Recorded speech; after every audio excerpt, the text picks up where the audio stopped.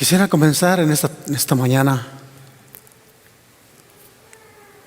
compartiendo con ustedes una declaración que nos hace el don de profecía a través de la sierva del Señor, el N. G. D. White, en el Conflicto de los Siglos, página 314. Y esta escritura tiene que ver con un ángel que es comisionado por el cielo a venir aquí a la tierra en las vísperas del nacimiento del Salvador del mundo hace 2000 años.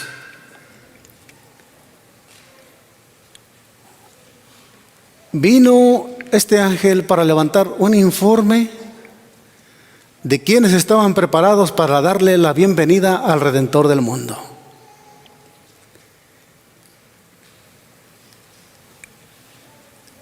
Y todos los mundos, el cielo entero, estaba al tanto de tan grande acontecimiento.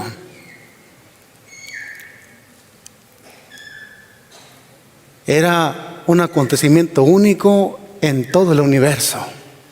¿Se imaginan? Los habitantes de este planeta, del planeta Tierra, iban a ser los anfitriones de tan magno evento.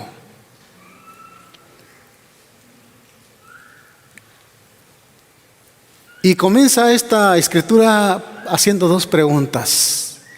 Una de ellas es: ¿se juntarán los grandes de la tierra en la capital de Israel para darle la bienvenida?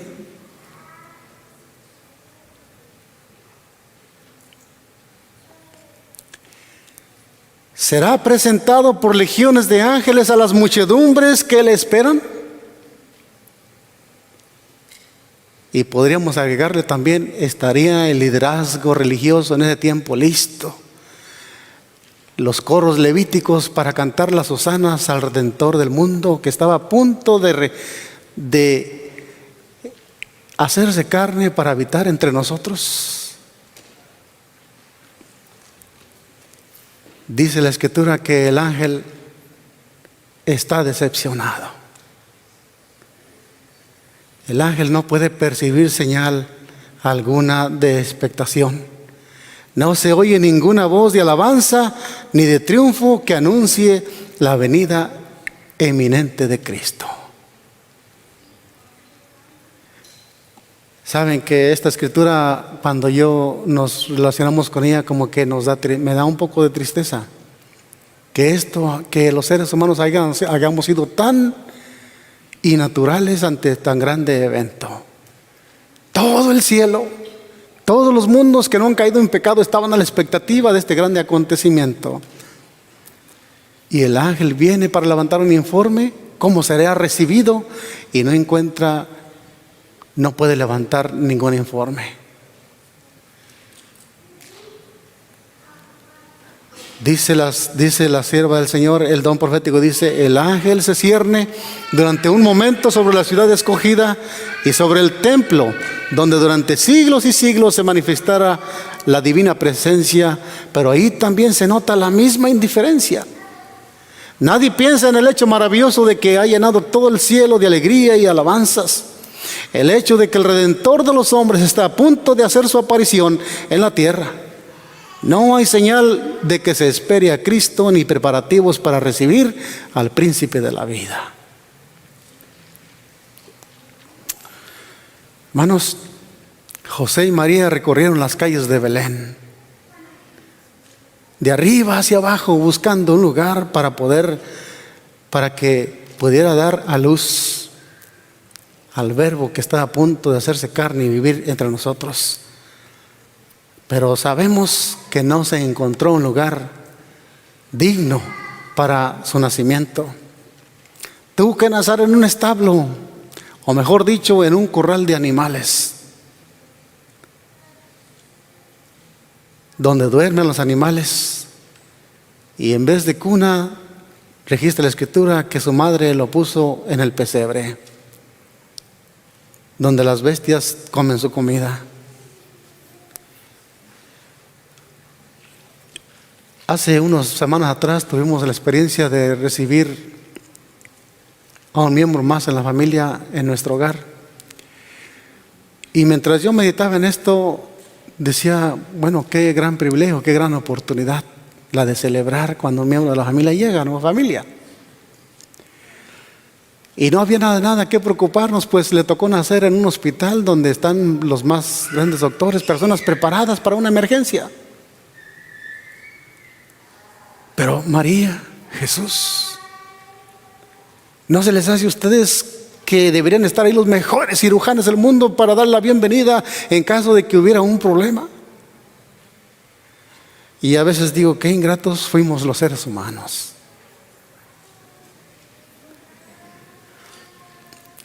Dentro del cristianismo, hermanos, hoy, dentro del cristianismo moderno, hay muchos que celebran el nacimiento de Jesús como algo digno de sentirse orgullosos.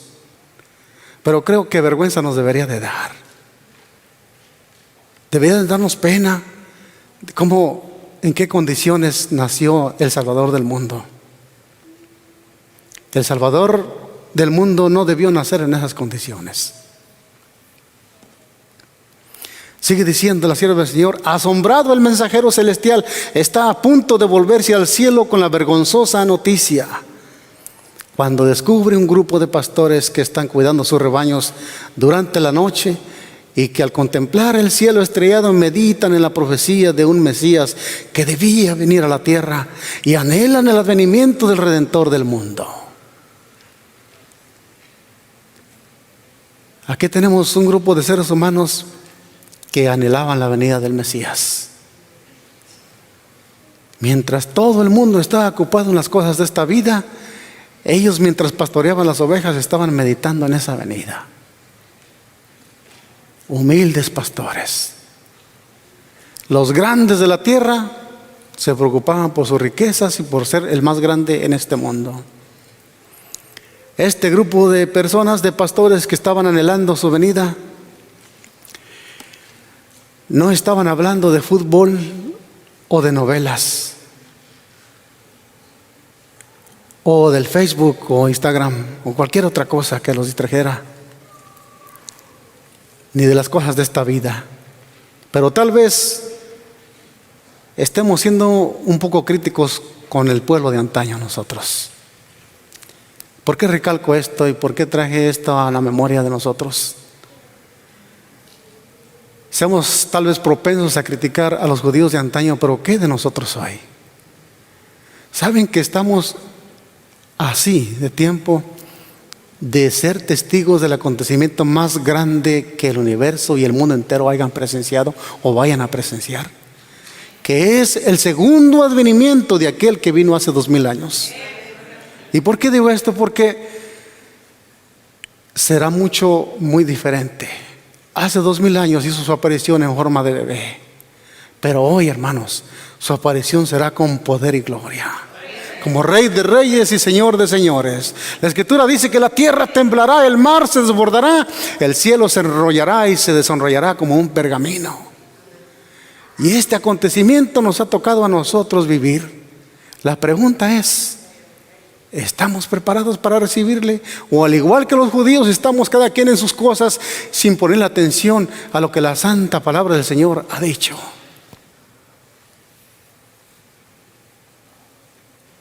¿Qué revelan nuestros hechos? ¿Qué revelan nuestras palabras? ¿Cuáles son nuestras más grandes expectativas? Porque al igual que antes, hermanos, ténganlos por seguro que también hay un ángel hoy levantando un informe de cada uno de nosotros. Igual, hoy estamos en un momento, en un tiempo solemne que se llama el tiempo del sellamiento. Y ese ángel está poniendo un sello sobre aquellos que están preparándose para esperar al Mesías.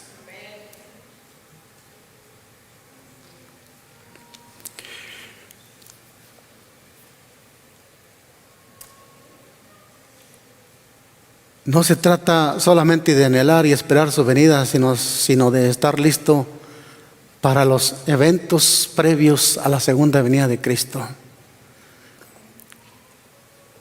Por ejemplo, tales como mencioné, el sellamiento, o estar listos o preparados para el fin del tiempo de gracia, o estar listos y preparados para el derramamiento de la lluvia tardía, que no es otra cosa que el Pentecostés, el derramamiento del Espíritu Santo, o estar listos para la ley dominical, que es la marca de la bestia, o estar listos para el fuerte pregón.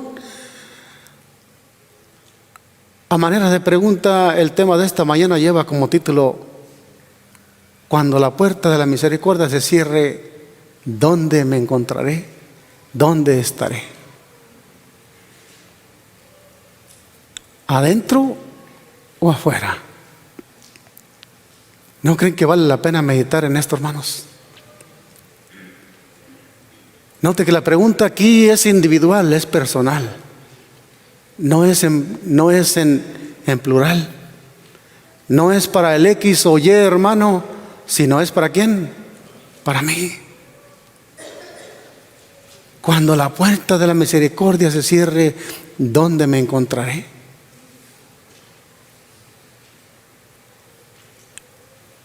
¿Será que literalmente una puerta se cerrará y podremos quedar afuera o entrar? ¿Qué dice la palabra de Dios al respecto? Veamos la lectura que se leyó hace un momento, que se encontraba en el Evangelio de Mateo, capítulo 25, versículo 10. Mateo, capítulo 25, versículo 10.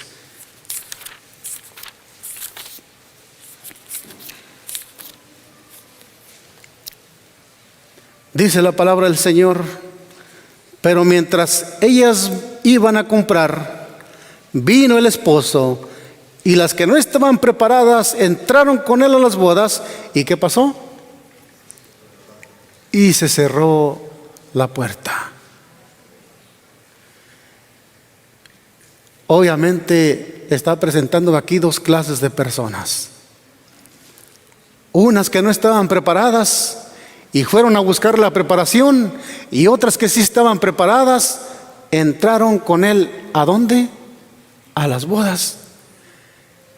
Triste es la situación o el momento de aquellos que no puedan entrar, hermanos. Será muy triste, pero alegre será la condición de aquellos que entren y que estén dentro de las puertas. Serán testigos de la boda más grande que el universo pueda presenciar. La boda del amado Hijo de Dios. Y ya lo decía el canto que cantamos también: será un día triste y será un día alegre. Triste para muchos y alegre para pocos. Por eso vale bien la pena reflexionar en esto. Cuando la puerta de la misericordia se cierre, ¿dónde yo me encontraré?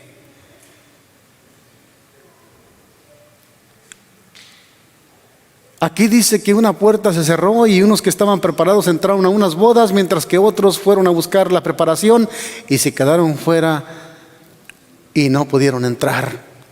Después vinieron, y nos lo registra ahí en el versículos que siguen, el versículo 11 dice: después vinieron también las otras, aquellos que fueron a buscar la preparación, diciendo: Señor, Señor, ábrenos. Mas él respondió diciendo: de cierto os digo que yo no les conozco. Qué triste. Unas bodas que van a ser participantes aquellos que queden dentro de la puerta. Veamos lo que dice Apocalipsis capítulo 19, versículo 9. Apocalipsis capítulo 19, versículo 9. Dice de esta manera: y el ángel me dijo: escribe, bienaventurados los que son llamados ¿a dónde? A las bodas, a la cena de las bodas del Cordero. Y me dijo: estas palabras son verdaderas de Dios. Nadie puede dudar de lo que Dios ha dicho aquí. El Señor está diciendo que son bienaventurados los que son, ¿qué? Llamados. En otras palabras, los que han sido invitados a las bodas del Cordero. Hermanos, ¿cuántos de los que estamos aquí hemos sido llamados? Pregunto. Todos. El Evangelio ha hecho el llamado de que vengan a estas bodas. Todo aquel que le crea la palabra de Dios y se esmera por seguir la palabra de Dios y por venir y asistir a reuniones como estas, está haciendo caso al llamado que Dios le ha hecho. Entonces, dice la palabra de Dios que son bienaventurados los que son llamados, pero ahora pregunto, ¿será que todos los que son llamados entrarán a las bodas del Cordero? Veamos lo que dice la palabra de Dios en Mateo capítulo 22. Mateo capítulo 22. Ahí tenemos otra parábola y no vamos a comentar toda la parábola, pero quisiera que vieran el versículo 14. Mateo capítulo 22, versículo 14. Y veamos lo que la palabra de Dios dice, si todos los que son llamados entrarán.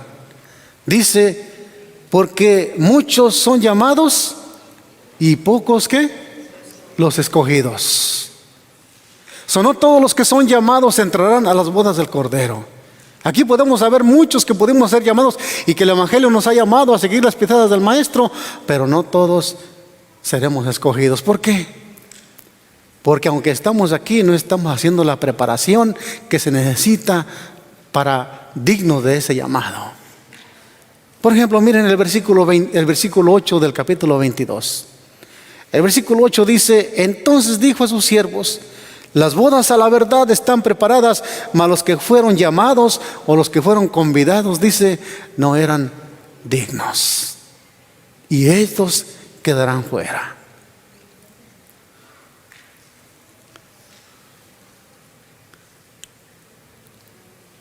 El reloj profético nos muestra que ya el tiempo está por terminarse y que la puerta de la misericordia está ¿qué? Por cerrarse. Escucharás el llamado de hoy de Dios que habla a tu corazón diciendo, entra mientras la puerta de la misericordia aún sigue abierta. ¿Dónde estaré? ¿Afuera o adentro?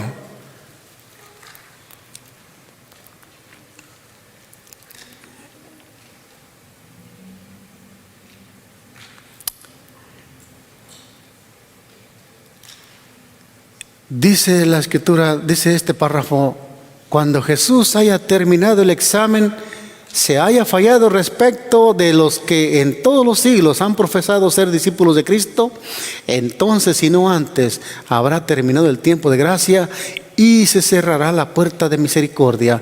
Así las palabras del libro de Mateo 25:10, que somos las que hemos leído, que las que estaban preparadas entraron con él a las bodas mientras las otras iban a comprar, nos conducen a través del ministerio final de Salvador hasta el momento en que quedará terminada la obra de la salvación del hombre.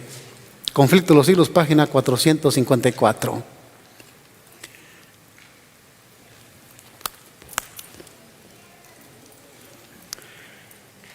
Dice la sierva del Señor que vi ángeles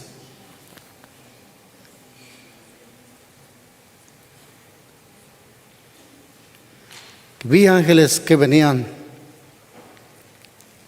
pero quisiera comentar del párrafo anterior.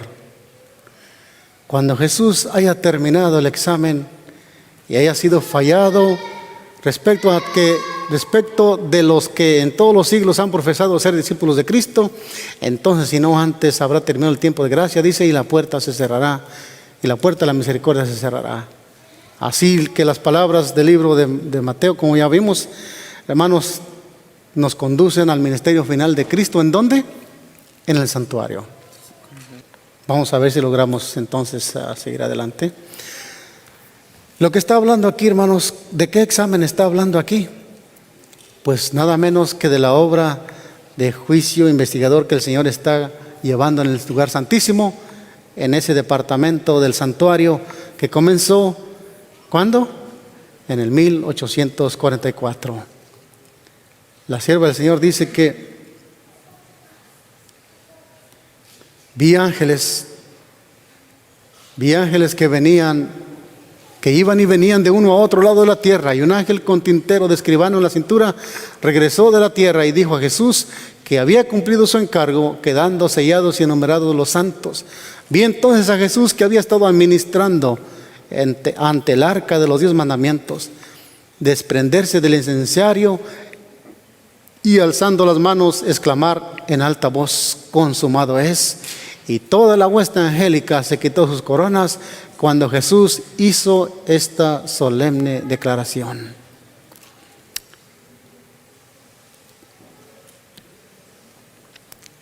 El que es injusto sea injusto aún, y el que es sucio siga sucio aún, el que es justo sea justo aún, y el que es santo sea aún santo. Apocalipsis 22:11. ¿Qué pasó cuando el Señor pronunció esas palabras? Los ángeles se quitaron sus coronas, y hermanos, este es el momento cuando la puerta de la misericordia quedará cerrada. Y el que entró, entró, y el que se quedó afuera, se ha quedado afuera. La historia bíblica nos muestra varios ejemplos de puertas que se han cerrado y el triste final de aquellos que no creyeron y fueron dejados fuera. Siendo así, hermanos, una advertencia para nosotros los que vivimos en este tiempo. La sierva del Señor nos dice en el don de profecía lo siguiente: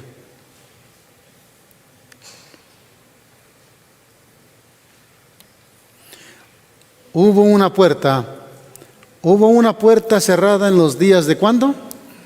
De Noé.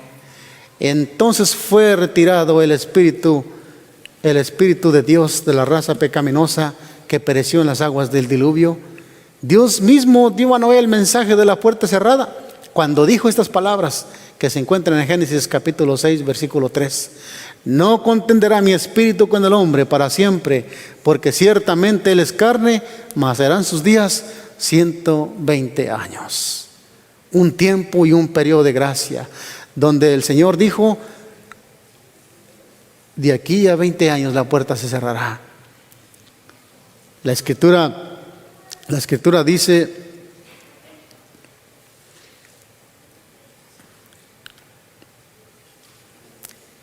sigue diciendo la escritura que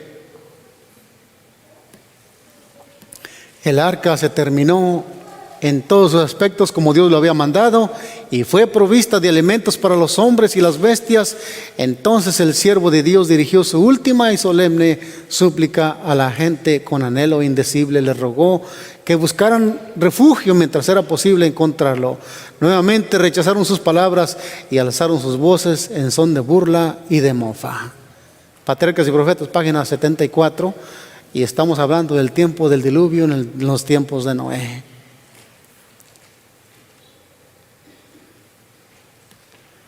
Sigue diciendo: de repente reinó el silencio entre aquella multitud escarnecedora. Animales de toda especie, desde los más feroces hasta los más mansos, se veían venir de las montañas, de los bosques, dirigirse tranquilamente hacia el arca. Se oyó un ruido como fuerte viento, y he aquí los pájaros que venían de todas direcciones en tal cantidad que oscurecieron los cielos y entraban en el arca en perfecto orden. Los animales obedecían la palabra de Dios, mientras que los hombres la desobedecían. Qué triste que a veces el ser humano, que fue hecho con raciocinio, no entienda, y la naturaleza entiende y obedece la palabra de Dios.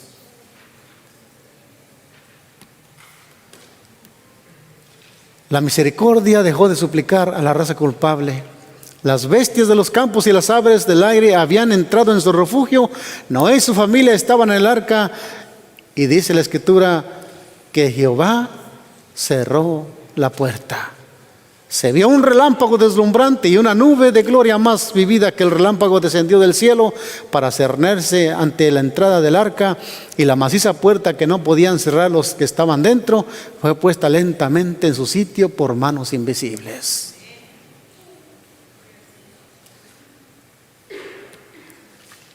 Noé quedó dentro, y los que habían desechado la misericordia de Dios quedaron fuera. El sello de Dios fue puesto sobre la puerta. Dios la había cerrado y solo Dios podría abrirla. Asimismo, note lo que dice: asimismo, cuando Cristo deje de interceder por los hombres culpables antes de su venida en las nubes del cielo, la puerta de la misericordia se cerrará. Se cerrará.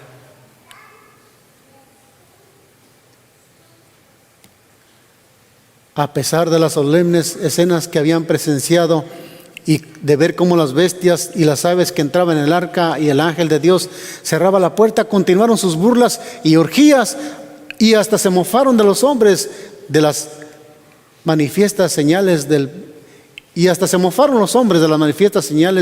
poder de Dios. Se reunieron en multitudes alrededor del arca para ridiculizar a los ocupantes con audacia violenta que no se habían atrevido a manifestar antes. Esta, hermanos, era la actitud de los burladores de aquel tiempo. Pero ¿qué pasó después cuando se dieron cuenta de su error? Satanás sabía muy bien, y esto no le gustó nada, pues se quedaba sin súbditos. El don de profecía dice que aún temía por su vida y blasfemaba contra Dios.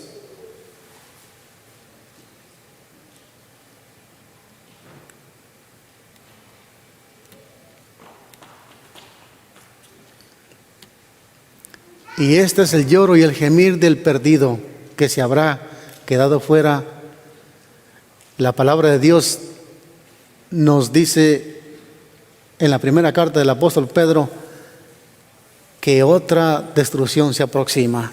Vayamos a 2 de Pedro capítulo 3 versículos 5 y 7. 2 de Pedro capítulo 3 versículos 5 y 7.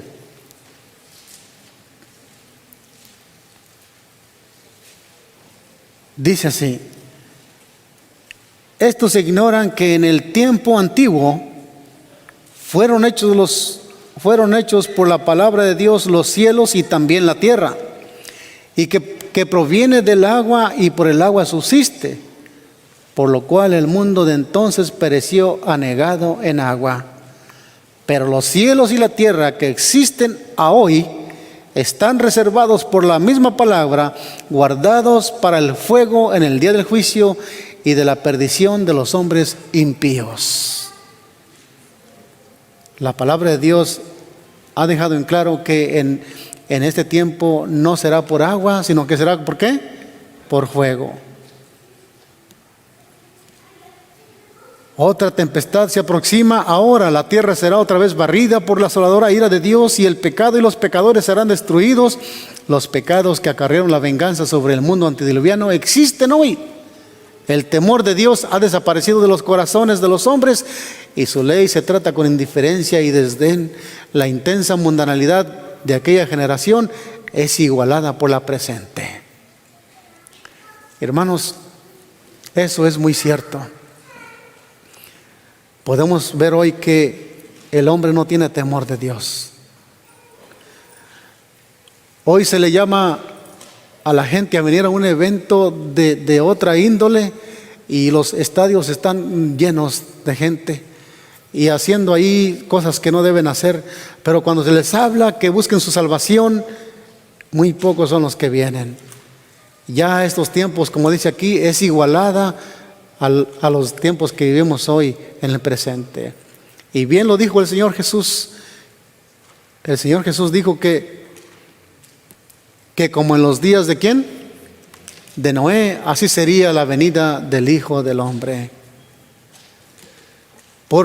Mas como en los días de Noé, así será la venida del Hijo del Hombre. Porque como en los días antes del diluvio estaban comiendo y bebiendo y casándose y dándose en casamiento hasta el día en que Noé entró en el arca, y no entendieron hasta que vino el diluvio y se los llevó a todos, así será también la venida del Hijo del Hombre. Mateo 24, 37 al 39.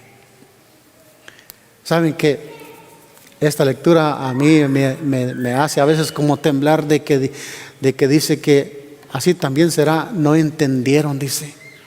No entendieron hasta que vino el diluvio. Dice, así también será la venida del Hijo del Hombre. Muchos no entenderán y serán devorados por las llamas del fuego. Su puerta de misericordia se cerró para siempre a los antediluvianos. Dice la Escritura que no entendieron hasta que vino el diluvio y se los llevó a todos.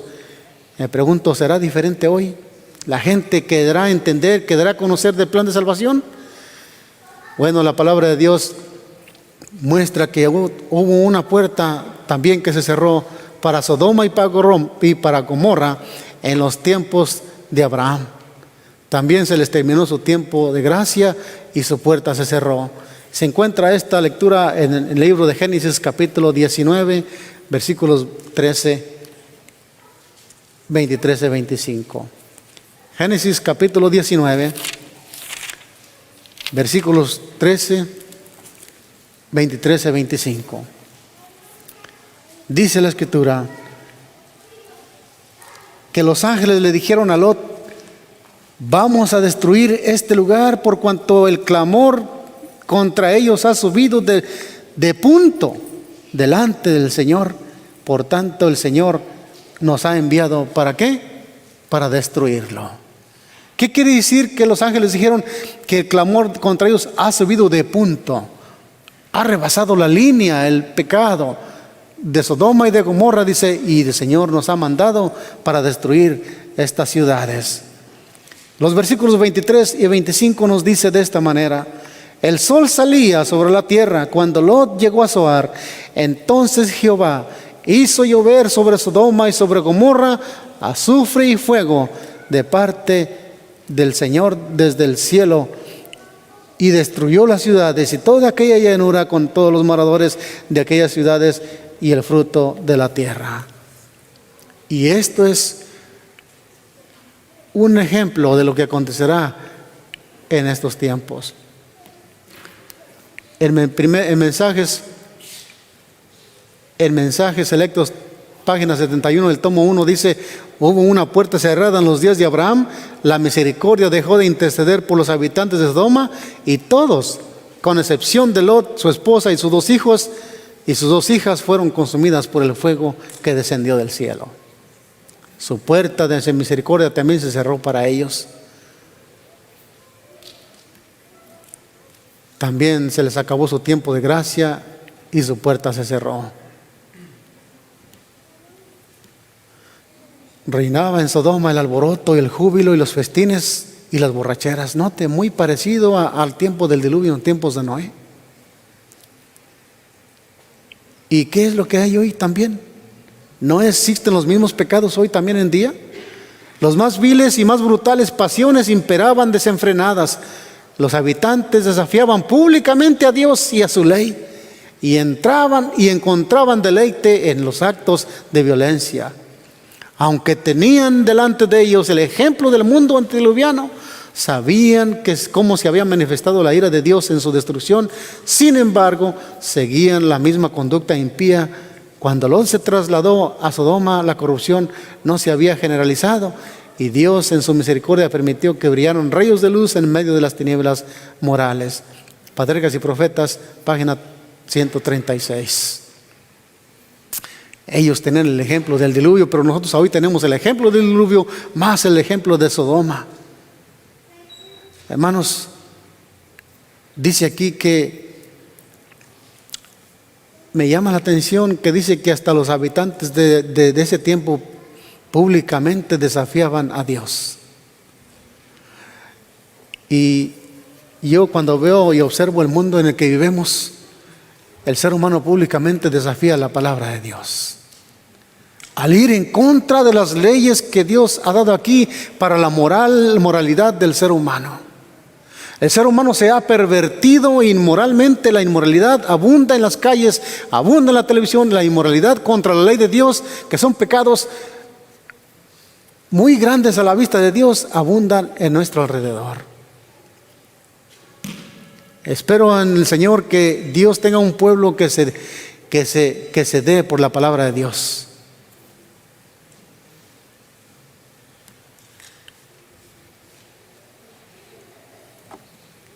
Pero veamos otra puerta de la misericordia que se cerró para el pueblo judío, como dice la pluma inspirada.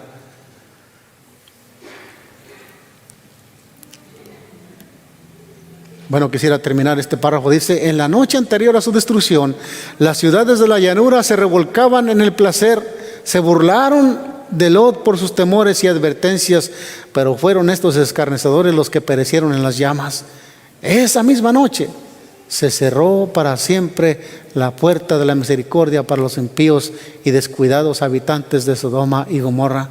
Joya de los Testimonios, tomo 2, página 75. ¿Cuándo se cerró la puerta de misericordia? Esa misma noche. Ellos Y el mundo está hoy así, el placer, y no tienen temor de las advertencias que desde aquí, desde los púlpitos, se lanza al mundo. Hay otra puerta de misericordia que se cerró para el pueblo judío. Dice esta parte, que hubo una puerta cerrada en los días de Cristo. El Hijo de Dios declaró a los incrédulos de esa generación: vuestra casa os es dejada desierta. Mateo 23:38. Dentro del santuario terrenal tenemos un ejemplo de lo que estas palabras quieren significar aquí. Tanto como afuera del santuario como adentro eran lugares donde se ministraba. ¿Cómo se llamaba la parte de afuera del santuario? ¿Alguien sabe? El santuario que Dios le dijo a Moisés que construyera para que hiciera ahí los ritos, hiciera ahí los sacrificios, hiciera ahí intercesión por los pecadores. ¿Cuál era la parte de afuera? ¿Cómo se llamaba? Se llamaba el atrio. Y había dos lugares dentro, uno se llamaba el lugar santo y el lugar santísimo. Bien, dice aquí que hubo una puerta que se cerró en los días de Cristo, en el tiempo de los judíos. Y cada departamento tenía sus puertas. Había una puerta para entrar al lugar del atrio, y había una puerta para entrar del atrio al lugar santo, y había otra puerta para entrar del lugar santo al lugar santísimo. Digamos que había 3 puertas por las cuales había que entrar. Cuando Cristo vino hace 2000 años, entró al primer lugar donde se oficiaba, o sea, el atrio. Y pregunto, ¿qué se hacía ahí en el atrio? ¿Qué se oficiaba? Se oficiaban los sacrificios de los animales que eran puestos sobre el altar. Los sacrificios de los corderos que representaban ¿a quién? A Cristo.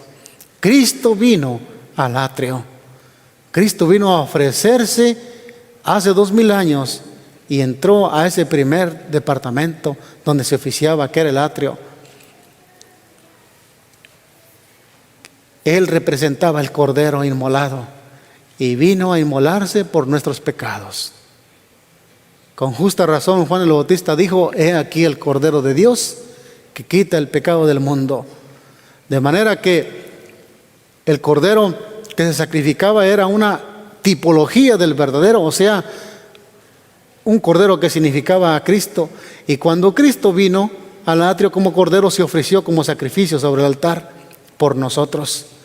Llegó a su fin el ministerio de ofrendas que se hacían en el atrio exterior, dando paso al siguiente, que era el lugar santo, parte interior del santuario. Se había cerrado. Se abría la puerta del lugar santo para cerrarse la puerta del atrio. Así que los servicios que se hacían ahí quedaron en la historia. Pero los judíos rechazaron a Cristo. Entonces, como lo rechazaron, no recibieron los beneficios de lo que eso significaba. Dijeron: nosotros no necesitamos a este cordero, tenemos nuestros propios corderos, y rechazaron el sacrificio que era el símbolo de los corderos.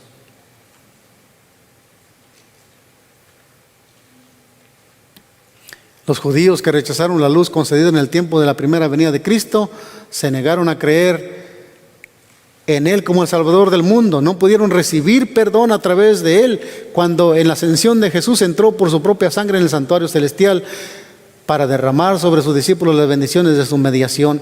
Los judíos fueron dejados en total oscuridad, siguieron en sus sacrificios y ofrendas inútiles. Había cesado el ministerio de tipos y sombras por la puerta por la cual anteriormente los hombres habían encontrado acceso a Dios, ya no estaba abierta. Los judíos se habían negado a buscarlo de la única manera que podían ser encontrados. Entonces, a través del sacerdocio en el santuario celestial, por consiguiente no encontraron comunión con Dios. La puerta estaba cerrada para ellos, no tuvieron conocimiento de Cristo como el sacrificio verdadero y el único mediador ante Dios. De ahí que pudiese recibir los beneficios de su mediación. Cristo en su santuario, página 105. Hermanos, en la profecía de la palabra de Dios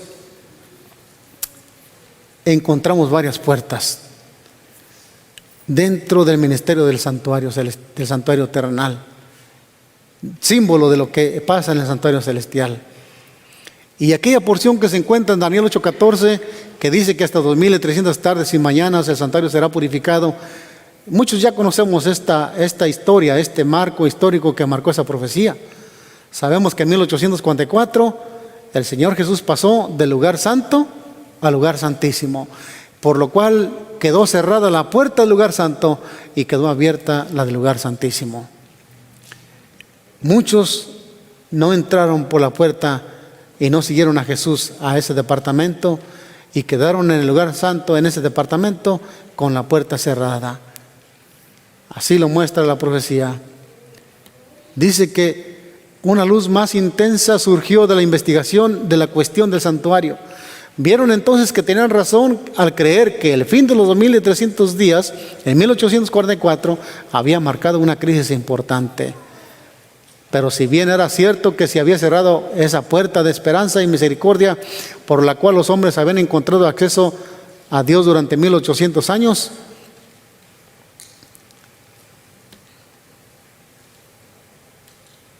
otra puerta se les abría y el perdón de los pecados era ofrecido a los hombres en la parte por la intercesión de Cristo en el lugar santísimo. Una parte de su ministerio había terminado tan solo para dar comienzo a otra. Aún había una puerta abierta, el santuario celestial, donde Cristo estaba oficiando en favor de los pecadores. Cristo en un santuario, página 105.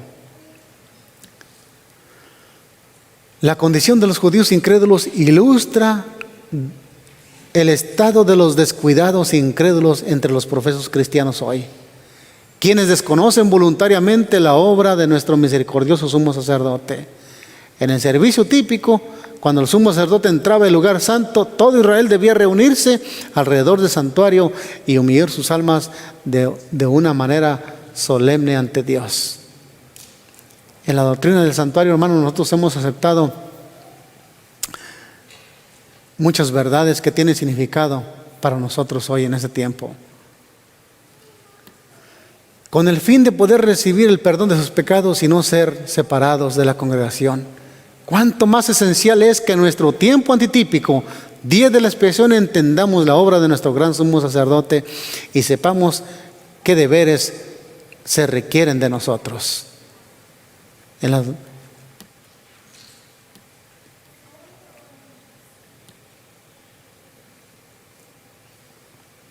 Y cuando el Señor cambió de este lugar al otro, eso no lo entendieron los hermanos de otras denominaciones. Y hasta hoy no lo entienden. Ellos desconocen, hermanos, que, como dice el párrafo anterior, la obra de nuestro gran sumo sacerdote, lo siguen buscando en un lugar donde ya no está. Y cuando esa puerta ya se ha cerrado. Por eso ellos no entienden y desconocen la verdad que nosotros conocemos. Hay en el lugar santísimo esa verdad que nos saca de las tinieblas. En la doctrina del santuario tiene significado muchas de estas verdades, muchas otras verdades que nosotros creemos y aceptamos como pueblo. Hasta aquí hemos visto las puertas que se han cerrado y muchos quedaron afuera. Solo muy pocas personas, muy pocos entraron, pero volvamos con lo nuestro. ¿Qué decimos de nosotros a hoy? ¿Cuál es nuestra condición?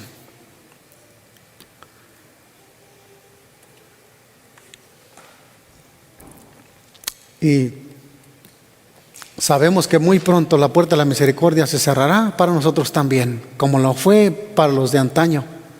Sería bueno que le pidamos sabiduría al Señor de lo alto para que nos aseguremos nuestro destino. Que no sea un destino fuera de las puertas, sino que sea un destino dentro de las puertas.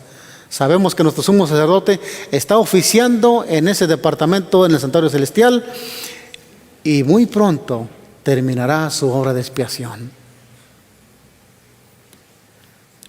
Al considerar el poco tiempo que nos queda, deberíamos velar y orar como pueblo. Y en ningún caso dejarnos distraer de la solemne obra de preparación para el gran acontecimiento que nos espera.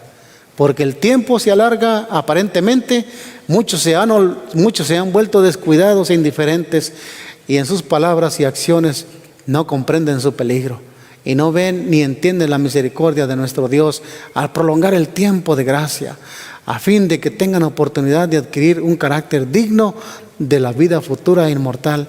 Cada momento es de más alto valor. Importante lectura la que nos regala el don profético aquí. ¿Cuántos creen que necesitamos la ayuda de Dios para comprender nuestro tiempo? Digo esto, hermanos, porque mayormente a veces nuestras palabras y nuestras acciones no concuerdan con nuestra fe. Y sería bueno que consideráramos el tiempo que nos queda. Como vimos, el reloj profético marca, ya estamos cerca del tiempo del fin. Pronto el Señor se levantará de ese lugar y dirá: consumado es. Se ha terminado. Y la puerta de la misericordia se cerrará para muchos de nosotros que vivimos en este tiempo. Propongámonos acercarnos al Señor. Propongámonos ser fieles al Señor. Propongámonos, hermanos, ganar las victorias que tenemos que ganar.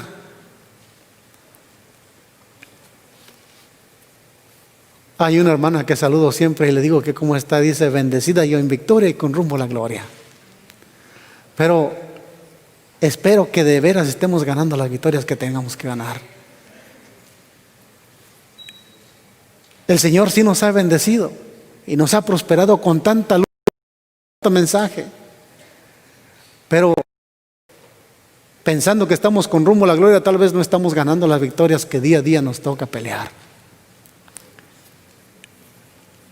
Ojalá que a hoy nosotros debiéramos estar seguros como lo estuvo el apóstol Pablo.